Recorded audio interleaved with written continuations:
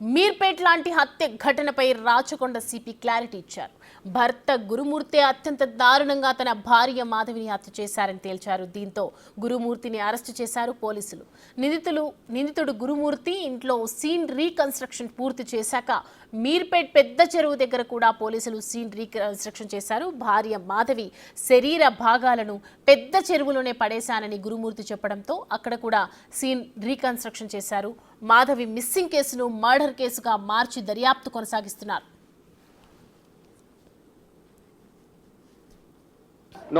No క్షణికావేశం అనేది క్షణికావేశం కాదండి.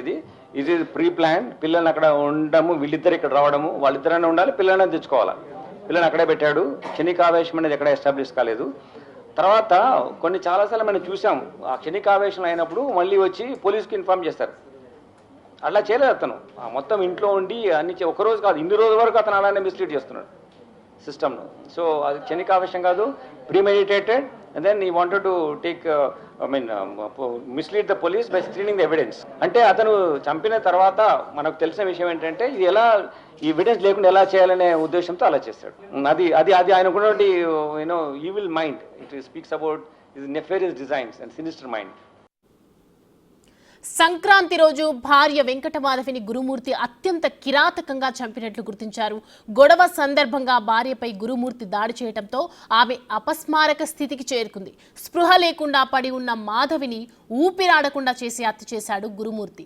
హత్యానంతరం dead బాడీని ఎలా డిస్పోజ్ చేయాలని ఆలోచించిన గురుమూర్తి సూక్ష్మదర్శిని సినిమా తరహాలో డెడ్ బాడీని మాయం చేయాలని నిర్ణయించుకున్నాడు. మాధవి మృతదేహాన్ని 4 ముక్కలుగా చేసిన గురుమూర్తి కాళ్ళ భాగాన్ని కట్ చేసి బకెట్లో వేసినట్లు చెప్తున్నారు. బకెట్లో నీళ్లు పోసి హీటర్ పెట్టి మాధవి శరీర భాగాలను ఉడకబెట్టిన గురుమూర్తి ఆ తర్వాత నీటిని టాయిలెట్లో పోసి ఫ్లష్ చేసినట్లు పోలీసులు గుర్తించారు. బాగా ఉడికిన తర్వాత మృతదేహ భాగాలను బయటకు తీసి కాల్చివేసినట్లు చెప్తున్నారు. కాలిన ఎముకలన్నింటినీ ఇనుప రాడ్తో పొడిగా చేసి ఎముకల పొడిని చెరువులో చల్లినట్లు చెప్తున్నారు పోలీసులు.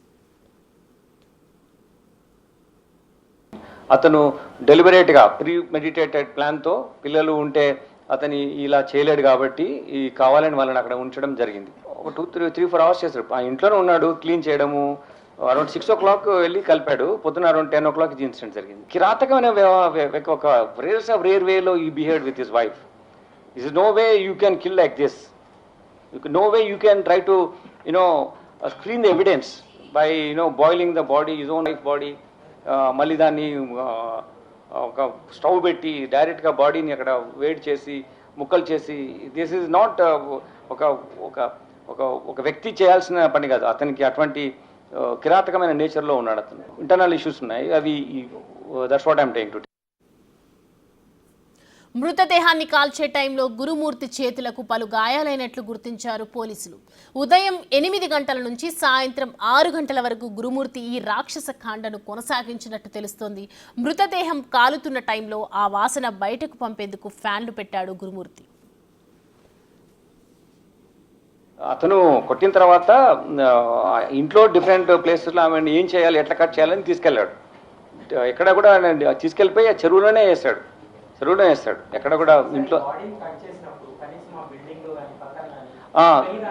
ఎస్ అది 15th 16th వీళ్ళందరూ పండగ ఊరికి వెళ్ళారు. 16 నాటి జరిగింది. 3 floors ఉన్న చిన్న హౌస్ అది. మధ్య ఇంట్లో ఇతను రెంట్కుంటాడు, ఓనర్స్ లేరు. తర్వాత ఇది జరిగిన తర్వాత నెక్స్ట్ డే కూడా స్మెల్ చాలా వచ్చింది. నేను ఇంతకుముందు కూడా ఇటువంటి కేసు చేశాను. ఆ స్మెల్ అలా చంపిన తర్వాత ఇమీడియట్గా పోదు, ఇట్ విల్ బి దేర్. పిల్లలు వచ్చి కూడా స్మెల్ ఏంటి అని అడిగారు. వాళ్ళని కూడా మిస్లీడ్ చేస్తారు. పక్కన ఉన్న వాళ్ళకు కూడా స్మెల్ వచ్చింది. కానీ ఆ రోజు ఎవరు ఆ ఇంట్లో ఎవరు లేరు. చిన్న ఉన్న వాళ్ళు కూడా సంక్రాంతి సెలబ్రేషన్స్లో అట్లా ఉన్నారు. సో ఈ గొడవ అనేది బయటకు తెలిసే ఆస్కారం లేదు. ఫ్లాట్ తలుపులు బాగా తెరిచి ఫ్యాన్లు వేసి వెంకటమాధవి మృతదేహాన్ని ఇలా ఖండాలుగా మార్చి కాల్చివేశాడు గురుమూర్తి. ఇంత చేసిన గురుమూర్తి ఎక్కడా పశ్చాత్తాపం చూపించలేదన్నారు పోలీసులు.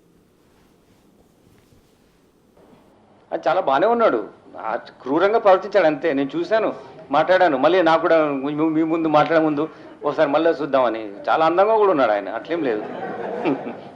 Is so normal but his behaviour is so cruel. Is very fit also. You can easily I asked him how can you do it. ఆమె చాలా షార్ట్ ఉంటుంది సార్, ఈజీగా నేను కట్ చేసి పెట్టాను అన్నాడు. ఎట్లా చేసావు ఇదంతా అంటే